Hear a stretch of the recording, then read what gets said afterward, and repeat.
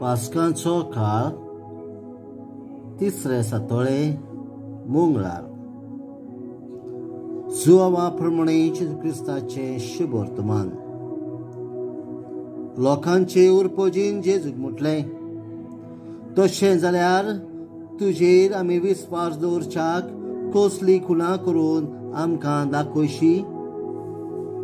तुज्यान कितें करूंक जायत आमच्या पुर्वजांनी अरण्यान मान्ना केलो ताणें तांकां सुर्गीचो उंडो खावंक दिलो अशें बरयलोलें आसा जेजून तांकां म्हटलें हांव तुमकां सत सांगतां मोजेसान तुमकां सुर्गीचो उंडो दिवंक ना तुमकां खरो सुर्गीचो उंडो दिता तो म्हजो बाप कित्याक जो स्वर्गार थावन देंवता आनी संवसाराक जिवीत दिता तोच देवाचो उंडो तांणी ताका म्हटलें हो उंडो आमकां सदां दी जेजून तांकां म्हटलें हांव जिविताचो उंडो म्हजेशी येता ताका केदींच भूक लागची ना आनी म्हजेर विस्वास दवरता ताका केदींच तान लागची ना जेजू क्रिस्ताचे शुभ वर्तमान हे वाखांडी तुका क्रिस्ता नियाळ